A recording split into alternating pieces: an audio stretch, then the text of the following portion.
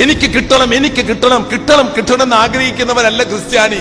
കൊടുക്കണം, കൊടുക്കണം, കൊടുക്കണം. നിങ്ങൾക്കറിയോ, 33 വയസ്സ് വരെ ഈ ലോകത്ത് ജീവിച്ച് ചക്രവർത്തി പദം അലങ്കരിച്ചൊരു മനുഷ്യനുണ്ടായിരുന്നു. അയാളുടെ പേരാണ് അലക്സാണ്ടർ ചക്രവർത്തി.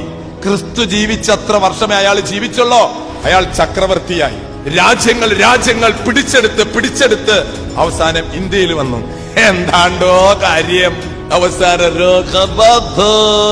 ആര് വന്ന് എല്ലാത്തിനും ഒരു സമയമുണ്ട് ദാസ. നമുക്കൊക്കെ വരും പ്രിയമുള്ളവരെ. നമ്മുടെ ആരോഗ്യം പോകുമ്പോ, അധികാരം പോകുമ്പോ, കഴിവുകളൊക്കെ പോകുമ്പോ എല്ലാത്തിനും ഒരു സമയമുണ്ട് ദാസ. ആ സമയം വന്നു. അപ്പോ ഇയാള് തന്റെ മന്ത്രിമാരെ വിളിച്ച് എന്താ പറഞ്ഞെന്നറിയോ? ഞാൻ മരിക്കുള്ളൂ എന്ന് എനിക്ക് മനസ്സിലായി.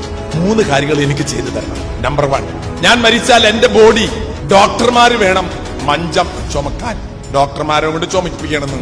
രണ്ടാമത്തത്, എന്റെ മഞ്ചം കൊണ്ടുപോകുമ്പോ ഞാൻ വാരിപ്പിടിച്ചു കൂട്ടിയ സ്വർണങ്ങളും രക്തങ്ങളും പവിഴങ്ങളും അതൊക്കെ മഞ്ചയുടെ ചുറ്റും വാരി വെതറി ഇട്ടിട്ട് പോകണം.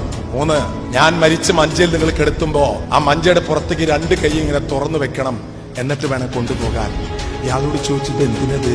ചക്രവർത്തിയായ എന്നെ രക്ഷിക്കാൻ ഈ ലോകത്തിലെ ഒരു ഡോക്ടർമാർക്കും കഴിയില്ല എന്ന് ഡോക്ടർമാർ എന്റെ ബോഡി ചുമക്കട്ടെ. നീ നിന്റെ മകൻ ഡോക്ടറാണെങ്കിലേ നീ മരിച്ചാൽ നിന്റെ മഞ്ച ചോക്കുന്ന നിന്റെ മകനായ ഡോക്ടർ. രണ്ടാമത്തത്, ഞാൻ വാരി വലിച്ചുണ്ടാക്കിയ സ്വത്തും പണവും ഇതൊക്കെ വാരി വലിച്ചെറിയ.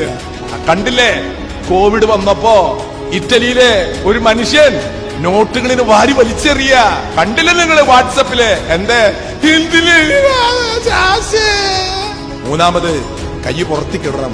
ഞാൻ വെറും കൈയോടെയാണ് വന്നത്, പോകുമ്പോൾ വെറും കൈയോടെ പോകുന്നത്. പ്രിയമുള്ളവരെ, നിങ്ങൾ വെറും കൈയോടെ പോകരുത്. കൈ നിറയുണ്ടാകണം.